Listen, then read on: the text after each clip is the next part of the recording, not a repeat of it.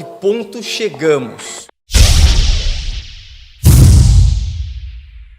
É evidente que a volta de Zé Dirceu ao debate público não fortalece Lula, muito pelo contrário.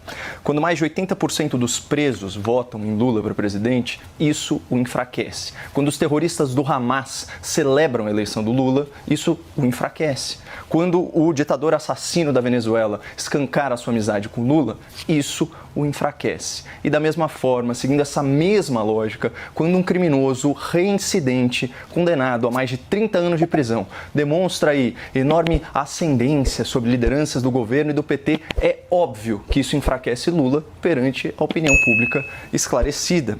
Na verdade, esse protagonismo do Zé Dirceu reforça a narrativa de uma cleptocracia, um governo de ladrões, para usar aqui a expressão do ministro Gilmar Mendes ao se referir à governança do Partido dos Trabalhadores durante os últimos governos petistas. E para que não haja dúvidas aqui, tá? Em abril de 2022 e fevereiro de 2023, o Superior Tribunal de Justiça, o STJ, terceira instância do Poder Judiciário, determinou contra Zé Dirceu penas que superam 3 décadas de prisão.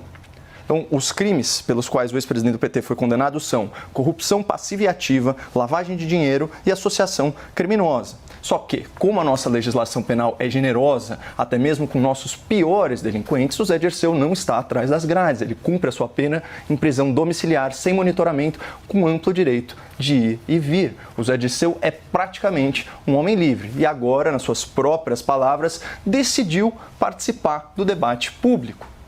E aqui eu proponho uma reflexão ou uma autocrítica como profissional da imprensa.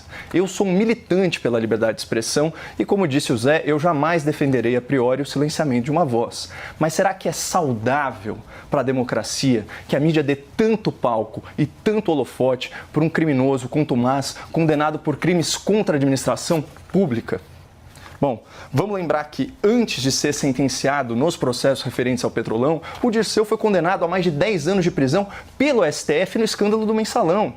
E ele só se livrou da prisão e da justiça em razão daquele controverso indulto de Natal promulgado pela senhora Dilma Rousseff em 2014. Aquele perdão muito amigo que extinguiu a sua pena e de vários outros corruptos como ele. Em ambos esses casos, Mensalão e Petrolão, o Zé Dirceu atuou para subverter, para corromper, para destruir a democracia, comprando voto de parlamentar e viabilizando financiamento ilegal de campanha.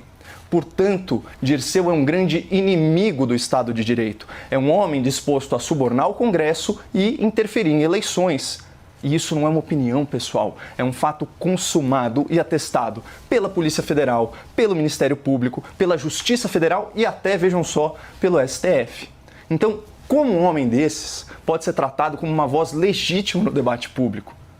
E o pior é que, enquanto um criminoso condenado fala o que quer e onde quer, existem brasileiros que sequer foram denunciados, que não respondem aí a processo, que não sofreram nenhuma condenação, mas que foram totalmente censurados. Não podem dar entrevista, não podem falar com determinadas pessoas, até familiares, não podem ter conta em rede social. São cidadãos calados ilegalmente por sanções de mordaça inconstitucionais proferidas pela nossa mais alta magistratura. É um verdadeiro absurdo.